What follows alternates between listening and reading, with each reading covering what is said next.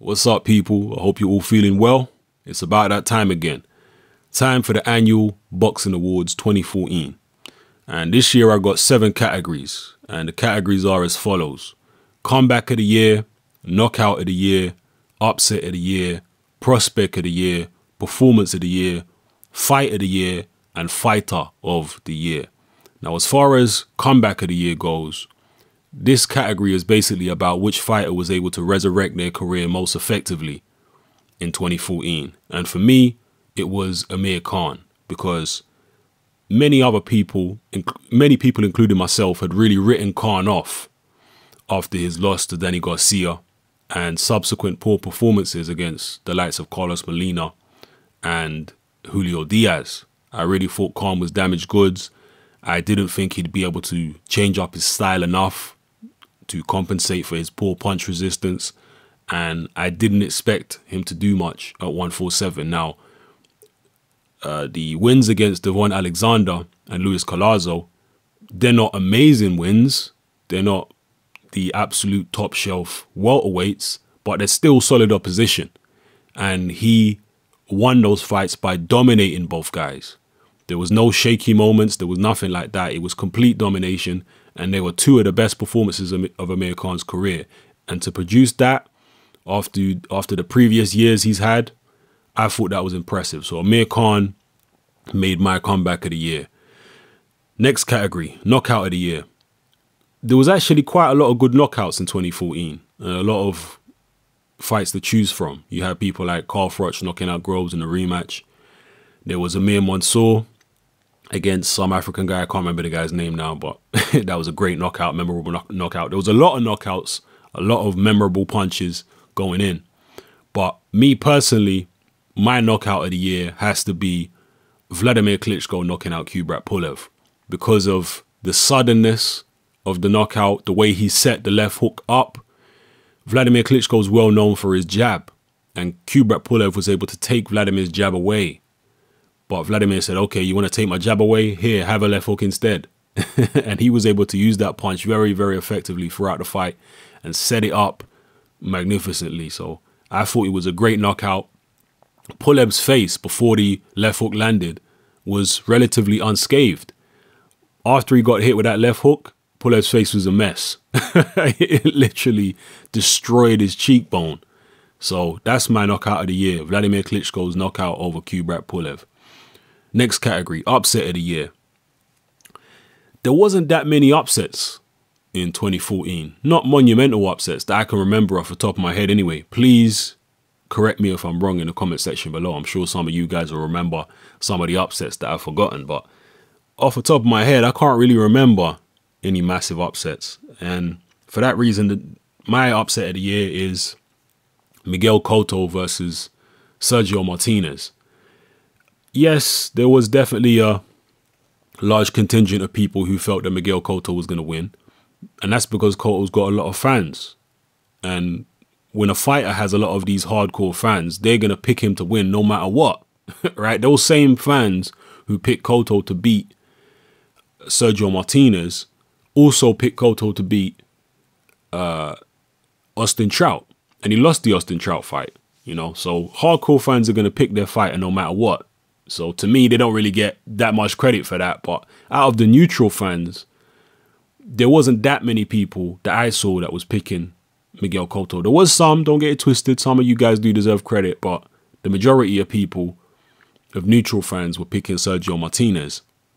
And the way that Cotto was able to dismantle him and make it a one-sided fight, I thought was impressive and surprising. Yes, we all knew about Martinez's injuries going into the fight, but even still, a smaller guy like Cotto, a guy who isn't supposed to be in his prime himself, being able to put on a performance like that at middleweight against a guy who was much bigger, I thought it was impressive. Also, kudos to Freddie Roach, because he seems to really be reviving Miguel Cotto's career. So that was my Upset of the Year, Miguel Cotto against Sergio Martinez. Next category, Prospect of the Year. Now, Prospect of the Year is basically any fighter that hasn't yet fought for the world title. That's the criteria I'm going to put on Prospect of the Year for you guys and, you know, for myself. Anyone who hasn't fought for a world title. And for me, it was Keith Thurman. He's still my prospect of the year. I know there's other people out there like Anthony Joshua, Artur Beterbiev, and a whole heap of other people. But for me, it's still Keith Thurman. He's still the most impressive fighter that hasn't won a world title yet, for me, at the moment, in 2014 anyway. So, yeah, Keith Thurman is my prospect of the year. Performance of the year. Now, this category is just basically who put on the most complete performance, almost punch-perfect performance, especially under the circumstances that they were in. And when I give you my performance of the year, you'll understand more exactly what I mean. My performance of the year was Kell Brook versus Shawn Porter, because Kell Brook was fighting away from home. I think he was a slight underdog against Shawn Porter. It wasn't a massive underdog or anything like that. There were two unbeaten guys, but he was away from home. He was essentially in a champion's backyard, even though Porter's from Ohio, I believe, not from California, but nonetheless, he was away from home in a different country. He wasn't really expected to win by most fans. He was expected to freeze and what have you, or certainly me, I suspected that Brook might freeze, but he didn't. He put on a great performance, and it was against a champion who was very physically strong and made it rough for him in there, but Kell Brook held his composure very, very well, picked his spots, didn't get flustered, didn't get anxious or anything like that. Didn't he get? No, he didn't get cut, did he, Kell Brook? I can't remember now. I think it was Porter that got cut. But either way, that was my performance of the year, was Kell Brook against Shawn Porter. Under the circumstances, I thought he held it down very well, boxed the perfect strategic fight, and got the victory. So yeah, that's my performance of the year. Kell Brook against Shawn Porter. Next category is fight of the year. Now, there was, again, quite a lot of good fights this year. But for me, the one that stands out has got to be Terence Crawford versus Yuriorkis Gamboa. That's the one that stands out for me, because that fight had everything. That fight had one guy coming back from an early points deficit. It had knockdowns. It had both guys getting hurt. It had Terence Crawford switching from southpaw to orthodox. It had drama. It had everything. For me, and it was at a high level as well. So for me, that fight ticked all the boxes for fight of the year. So my fight of the year is Terence Crawford against Yuriorkis Gamboa. And last but not least, the seventh and final category is fighter of the year.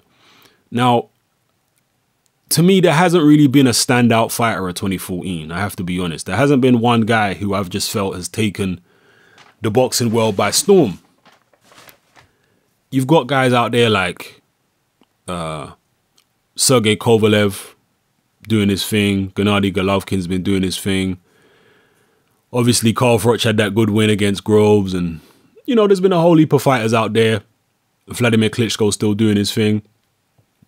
So, but no one has really stood out and just taken 2014 by storm, like I said. But the one guy who I think I would personally give it to, when you consider everything, when you consider the amount of fights that he's had, when you consider the nature of the performances and the quality of the opposition, me personally, my fighter of the year is 2014 is also Terence Crawford, the same guy who was in my fight of the year. Again, you can make an argument for lots of different fighters, and I definitely don't dispute any of the other names that people are offering up as fighter of the year. If you are picking someone else other than Terence Crawford, I got no problem with that. That's cool. But me personally, if I had to pick someone, I would say Terence Crawford. So yeah, that is the 2014 Boxing Awards for Hatman Strikes Back. Hope you guys enjoyed it. Please, as always, leave your Fighter of the Year awards, your Boxing Awards 2014 in the comment section below. I'll be very, very interested to read them. And yeah, hope you guys are enjoying your holidays, man. This is Hatman. I'm out.